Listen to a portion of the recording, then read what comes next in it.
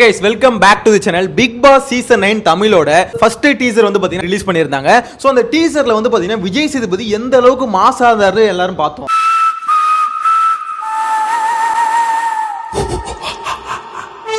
ஆனா அதே மாதிரி அவரோட சேலரியும் மாசா ஏறி இருக்கு அப்படின்றது இன்னைக்கு பாத்தீங்கன்னா ஒரு பிரஸ், அதாவது ஒரு பிரஸ் ஒரு அச்சு ஊடகத்துல பாத்தீங்கன்னா ரிலீஸ் ஆயிருக்கு.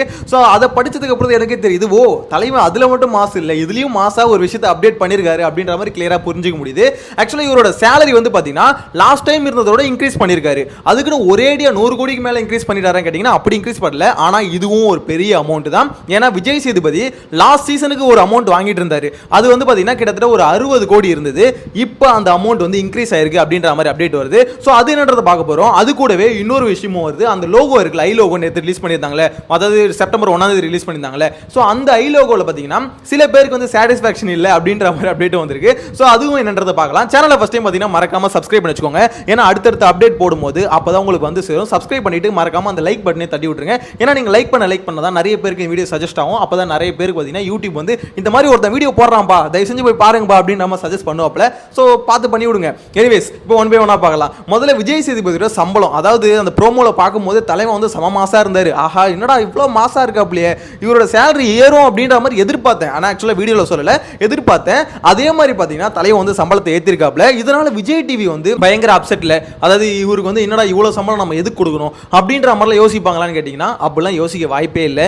ஏன்னு பார்த்தீங்கன்னா இதுக்கு முன்னாடி ஒருத்தருக்கு சம்பளம் கொடுத்துருந்தாங்கல்ல, அதாவது கமலஹாசன் ஒருத்தர் இருந்தார்ல. ஸோ அந்த மனுஷனுக்கு கொடுத்துட்டு இருந்த சம்பளத்தை பார்க்கும்போது இதெல்லாம் ஒண்ணுமே இல்லை அப்படின்ற மாதிரி தான் தோணுது. ஏன்னா லாஸ்டா கமல் சார் வந்து பாத்தீங்கன்னா Bigg Boss season 7 Tamil host பண்ணும்போது அவரோட சேலரி என்னவா பேசப்பட்டதுன்னு பாத்தீங்கன்னா 130 கோடி அப்படின்ற மாதிரி பேசப்பட்டது. ஸோ இந்த 130 கோடி உண்மையா போயின்னு கேட்டீங்கன்னா எக்ஸாக்ட் நம்பர்லாம் உங்களுக்கு தெரியாது. ஆனா வெளியே கசிஞ்ச இன்ஃபர்மேஷன் இதுதான், 130 கோடி அவர் கொடுத்தாங்க பிக் பாஸுக்கு அப்படின்ற மாதிரி. இது ஒரு பெரிய அமௌண்ட்னு கேட்டீங்கன்னா கண்டிப்பா பெரிய அமௌண்ட்.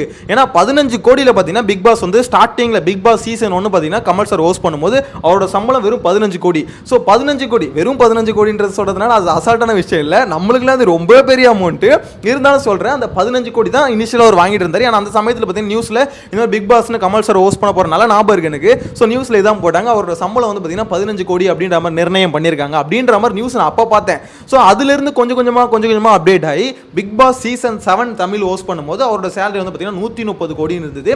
இது ஒரு பெரிய அமௌண்ட்டானு கேட்டிங்கன்னா எஸ் பெரிய அமௌண்ட். ஸோ இந்த அமௌண்ட்டை தான் விஜய் டிவி கொடுத்துட்டு இருந்தாங்க.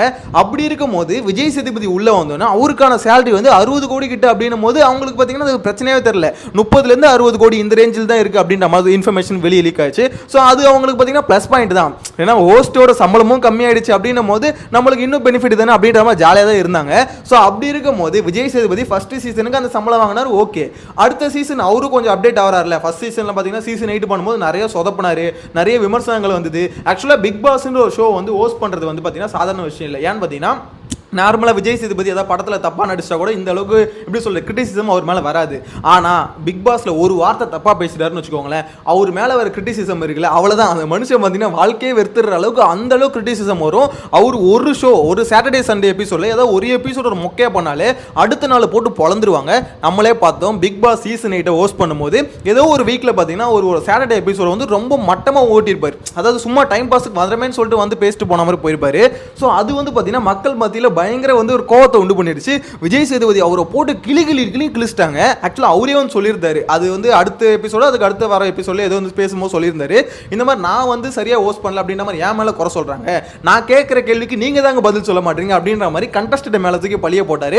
ஆக்சுவலா விஷயம் என்னன்னு பாத்தீங்கன்னா அவர் அடிச்சது அவருக்கே தெரிஞ்சது, எப்படி சொல்றது சோஷியல் மீடியா ஃபுல்லாவே தெரிஞ்சது. அவர் அந்த மாதிரி அடிச்சாங்க, தரமான செய்கை விஜய் சேதுபதி மேல செஞ்சாங்க.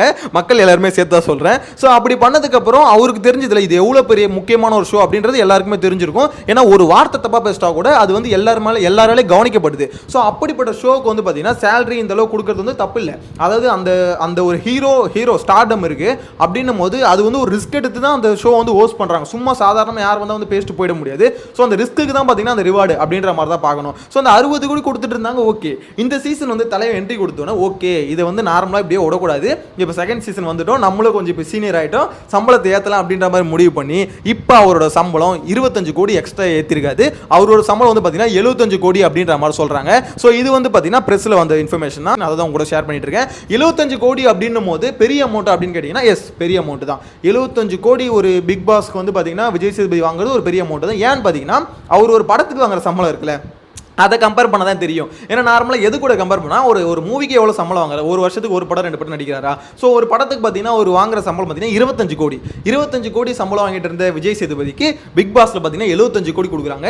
ஸோ இந்த 75 கோடிக்கு விஜய் சேதுபதி ஒர்த்தா ஹோஸ்ட் பண்ணுவாரா அப்படின்றத இப்போ கேள்விக்குறியா இருக்கு. ஏன்னா யார் வேணா வரலாம், சம்பளம் வாங்கிட்டு போயிடலாங்க, ஆனால் ஹோஸ்ட் பண்ணணும், அந்த அளவுக்கு இருக்கணும். போன சீசன் மாதிரி இந்த சீசன் சொதப்பினாரு போட்டு பொழந்துருவாங்க அப்படின்றதுல எந்த மாற்று கருத்துமே இல்லை.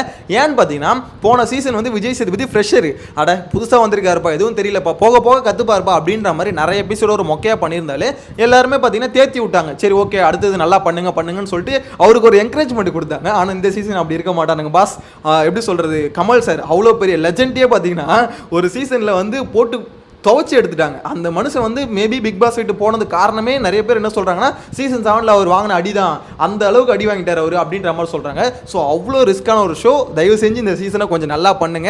என்னதான் உங்களுக்கு வந்து எப்படி சொல்றது, அந்த ஷோ வந்து பார்த்தீங்கன்னா சில இடத்துல திக்கும் திணறும் எல்லாம் வரும், இல்லைன்னு சொல்ல, ஆனால் இது எடிட்டட் ஷோ தானே அப்படின்னும் போது அதுக்கடுத்து கொஞ்சம் நல்லா பேசி கொஞ்சம் எப்படி சொல்ல கிறிஸ்பாக கொண்டு போகணும். இவர் வந்து என்ன பண்ணுவார்னா விஜய் சேதுபதி 2-3 எபிசோட் வந்து ரொம்ப லேகாக போச்சுன்னு சொன்னல, அங்கே நடந்த பிரச்சனை என்னன்னு பார்த்தீங்கன்னா இவர் எபிசோட் வந்து ஹோஸ்ட் பண்ண வருவார், அங்கே முன்னாடி ஆடியன்ஸ்லாம் உட்காந்துருப்பாங்கல்ல, அவங்க கூட என்னப்பா எப்படி இருக்கீங்க, ஜாலியாக இருக்கீங்களா, வந்து சாப்பிட்டீங்களா, தண்ணி குடிச்சிங்களா அப்படின்ற மாதிரி பார்த்தீங்கன்னா ரொம்ப ஜாலியாக சில் பண்ணுற மாதிரி அங்கே உட்காந்துருக்க ஒரு ஆடியன்ஸ் கிட்ட பேசுவார்.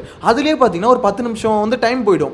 ஸோ 10 நிமிஷம் எபிசோடு பார்த்தீங்கன்னா ஆடியன்ஸ் கிட்ட பேசுறதுக்கே போயிடும், வீட்டுக்குள்ளே போகவே மாட்டார். வீட்டுக்குள்ளே போனோன்னு பார்த்தீங்கன்னா ஆளுக்கு நீங்கள் நல்லா ட்ரெஸ் பண்ணியிருக்கீங்க அப்படின்னு ஒரு காம்ப்ளிமெண்ட் கொடுக்குறதுலேயே பார்த்தீங்கன்னா அடுத்து பாதி ஷோ வந்து இப்படி ஓடிடும். அதில் தான் பார்த்தீங்கன்னா ரொம்ப இரிட்டேட் ஆகிட்டாங்க. எங்களுக்கு வந்தோன்னே சாட்டர்டே சண்டே எபிசோடு எதுக்கு, கண்டென்ட் கோசம் தான். ஸோ அந்த கண்டென்ட் கொடுக்குறது விட்டுட்டு நீங்கள் வந்து இங்கே வந்து சும்மா வந்து ஒரு ஃப்ரெண்ட்லியாக பேசுறது, நீங்கள் வந்து பார்த்தீங்கன்னா டவுன் டு தி எர்த்தாக காமிச்சிக்கிறதுக்கோசம் ஒரு ஷோ இல்லை உங்களுக்கு. இது வந்து பார்த்தீங்கன்னா எங்களுக்கான ஷோ, வந்தீங்களா கரெக்டாக கேள்வி கேட்டிங்களா போனீங்களான்னு இருக்கணும் அப்படின்ற மாதிரி எல்லாம் இரிட்டேட் ஆனாங்க. ஸோ இந்த சீசனில் விஜய் சேதுபதி அதை பண்ண மாட்டார்னு நம்புகிறேன். ஏன்னா போன சீசனில் லைட்டாக வாங்கியிருக்காரு. ஸோ அப்படின்னும் போது இந்த சீசனில் பண்ண மாட்டார்னு நம்புகிறேன். வெயிட் பண்ணி தான் பார்க்கணும். அதே மாதிரி நான் இன்னொரு விஷயம் சொல்லியிருந்தேன், அந்த ஐலோகோவில் ஒரு பிரச்சனை இருக்குன்னு சொல்லியிருந்தேன். அது என்னன்னு பார்த்தீங்கன்னா ஐலோகோ நார்மலாக எல்லாருக்கும் பிடிச்சிருக்கான்னு கேட்டிங்கன்னா நிறைய பேருக்கு பிடிச்சிருக்கு. ஆனால் சில பேருக்கு என்னன்னா அது வந்து அந்த அளவுக்கு அட்ராக்டிவாக இல்லை. சீசன் 8 கம்பேர் பண்ணும்போது நல்லா இருக்குது, எந்த மாற்று கருத்தும் இல்லை. பட் சீசன் 9 ஐலோகோ வந்து பார்த்தீங்கன்னா கொஞ்சம் டல்லாக இருக்குது அப்படின்ற மாதிரி பார்த்தீங்கன்னா நிறைய பேர் சோஷியல் மீடியாவில் பார்க்குறேன், நிறைய கருத்துக்கள் வந்து ஷேர் பண்ணிட்டு இருக்காங்க. என்னை பொறுத்த வரைக்கும் அந்த ஐலோகோ எப்படி இருக்குது அப்படின்னு கேட்டிங்கன்னா அந்த ஐலோகோ வந்து ரொம்ப எப்படி சொல்கிறது பயங்கர கிறிஸ்பாக இருக்கான்னு கேட்டிங்கன்னா இல்லை, எனக்குமே அந்த கலர் பிடிக்கல, மற்றபடி அந்த டிசைன் பிடிச்சிருக்கு. ஸோ அவங்க பண்ணியிருக்க அந்த டிசைன் வந்து பார்த்தீங்கன்னா ஐலோகோ டிசைன் நல்லா இருக்கு. ஆனால் அந்த கலர் வந்து டோன் வந்து பார்த்தீங்கன்னா அந்த அளவுக்கு கொஞ்சம் சில்வர் கலரில் கொடுத்துருக்காங்க.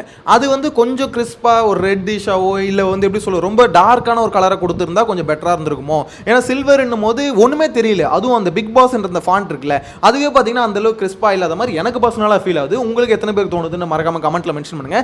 என்ன பொறுத்த வரைக்கும் அதாங்க ஃபீல் ஆகுது. அது அந்த அளவுக்கு இல்லைன்னு தான் சொல்லணும். அதாவது நல்லா இருக்கு, நான் ஐலோகோ நல்லா இல்லைன்னு சொல்ல, டிசைன் நல்லா இல்லைன்னு சொல்ல, அந்த கலர் மேபி கொஞ்சம் வேற மாதிரி. ஏன்னா லாஸ்ட் சீசனும் பார்த்தீங்கன்னா கிட்டத்தட்ட சில்வர் மாதிரி தான் வச்சுக்கோங்களேன். ஸோ அப்படின் போது இந்த சீசன் கொஞ்சம் கலரை கொஞ்சம் டிஃப்ரெண்ட்டாக கொடுத்துருக்கலாம். லாஸ்ட் சீசனுக்கும் இந்த சீசனுக்கும் கொஞ்சம் சேஞ்சஸ் இருந்திருக்கலாம் அப்படின்ற மாதிரி எனக்கு என்னமோ தோணுது. ஏன்னா அது வந்து ஒரே மாதிரி ஃப்ளாட்டாக இருக்குங்க. பிக் பாஸ்ன்ற ஃபாண்ட்டும் சரி அந்த லோகோவும் சரி ஒரே ஃப்ளாட்டாக இருக்குது. என்ன அந்த 9 இருக்குல்ல 9வது சீசனு அதில் மட்டும் கொஞ்சம் பார்த்தீங்கன்னா பிங்க் கலர் வந்து லைட்டாக கொஞ்சம் ஷேடு மாதிரி பேக்ரவுண்டில் கொடுத்துருக்காங்க. மற்றபடி என்னை பொறுத்த வரைக்கும் ரொம்ப இம்ப்ரெசிவாக அப்படி பயங்கரமாக நியூவாக ஏதாவது வந்திருக்கான்னு கேட்டிங்கன்னா இந்த சீசன் என்னை பொறுத்த வரைக்கும் இல்லை அப்படின்ற மாதிரி என்னோட பர்சனல் தாட். அதாவது கலர் வைஸ் சொல்கிறேன், மற்றபடி லோகோ டிசைன் வைஸ் நல்லா தான் இருக்குது. ஸோ உங்களோட ஒப்பீனியனே மறக்காம கமெண்ட்டில் மென்ஷன் பண்ணுங்கள். விஜய் சேதுபதி 75 கோடி சம்பளம் வாங்குறாருப்பா, இதெல்லாம் ரொம்ப ஓவர்ப்பா பிக் பாஸ் ஒரு ஷோ ஹோஸ்ட் பண்ணுறதுக்கு அப்படின்ற மாதிரி நினைக்கிறீங்களா? இல்லை, என்ன இருந்தாலும் அந்த ஸ்டேஜுக்கான ஒரு வேல்யூ தான் அது. அந்த ஸ்டேஜுக்கு வந்து அந்த அமௌண்ட் வாங்குறது ஒன்றும் தப்பு இல்லை. கமல் சார் 130 கோடி வாங்கினார்ல, இவர் 75 தானே, இது ஒன்றும் தப்பு இல்லையா அப்படின்ற மாதிரி தோணுதா? ஸோ உங்களோட கருத்து எது வந்தாலும் மறக்காம கமெண்ட்டில் மென்ஷன் பண்ணுங்கள். யார் எவ்வளோ சம்பளம் வாங்கினா என்ன பொறுத்த வரைக்கும் ஷோ நல்லா இருந்தால் போதும் அப்படின்ற மாதிரி நினைக்கிறீங்களா? ஸோ அதையும் கமெண்ட்டில் மென்ஷன் பண்ணுங்க. ஸ்டுடியோவில் மீட் பண்ணலாம். சேனலை ஃபஸ்ட் டைம் பார்த்தீங்கன்னா சப்ஸ்கிரைப் பண்ணிச்சுக்கோங்க. Bye by.